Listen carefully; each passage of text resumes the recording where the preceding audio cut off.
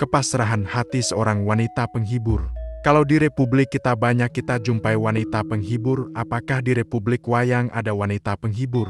Biasanya kita hanya membaca kisah para Pandawa atau Kurawa atau kisah carangan yang dibuat berdasarkan situasi dan kondisi suatu saat. Siapa yang pernah menduga bahwa Ken Sayuda yang namanya kedengarannya tidak asing bagi telinga kita ternyata tidak kalah dengan tokoh geisha manapun dalam perannya sebagai wanita penghibur di kerajaan Mandura saat rajanya Prabu Kuntiboja.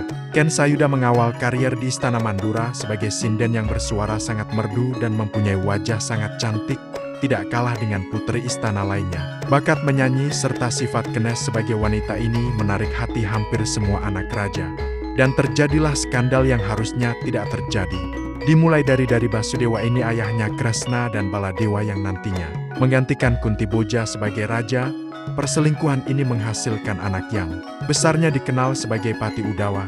Lalu giliran dengan saudara Basudewa yang bernama Harya Prabu Rukma menghasilkan seorang putri bernama Dewi Larasati. Nantinya jadi istri Arjuna yang mengalahkan Sri Kandi dalam lomba panahan.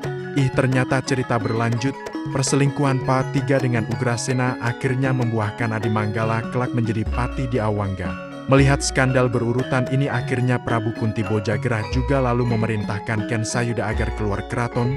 Mungkin dia takut tergoda juga, kan malu dengan anak-anaknya. Ken Sayuda kemudian dinikahkan dengan Demang Antagopa dari Kademangan. Widara Kandang dan namanya diganti menjadi Nyi Segopi, mungkin untuk menghilangkan jejak dan menjaga martabat istana. Walaupun karier sebagai wanita penghibur sudah paripurna, ternyata karier Ken Sayuda tidak terputus begitu saja.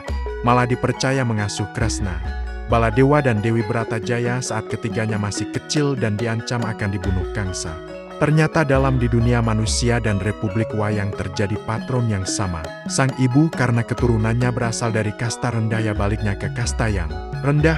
Maksimum suaminya seorang Demang, sedangkan anak-anaknya memperoleh kehidupan yang jauh lebih baik. Itulah kehidupan, harkat wanita belum setara pria dan perbedaan kasta menghapus hubungan darah ibu dan anak secara paksa. Untungnya para wayang muda dari kerajaan Mandura ini nantinya banyak yang menjadi tokoh panutan.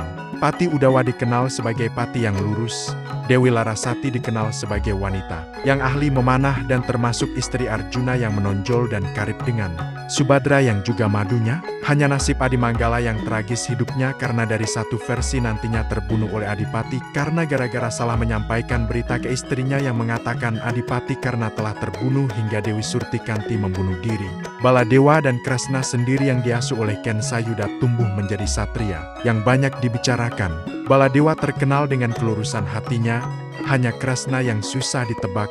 Kapan berperan sebagai manusia dan kapan berperan sebagai titisan Wisnu. Ken Sayuda bisa dibilang berhasil dalam membesarkan anak-anaknya dan mengasuh anak tirinya, terlepas dari bagaimana masa lalunya. Masa lalu yang hitam memang bukan akhir dari suatu perjalanan hidup, pengabdian, dan pengorbanan sebagai orang tua dengan tulus ternyata bisa merubah nasib keturunannya. Dosa orang tua bukanlah dosa yang harus diwariskan kepada anaknya, tetapi tugas orang tualah memimpin anaknya ke jalan yang terbaik. Ken Sayuda sudah memberi contoh hal itu. Sampai jumpa di cerita Republik Wayang berikutnya.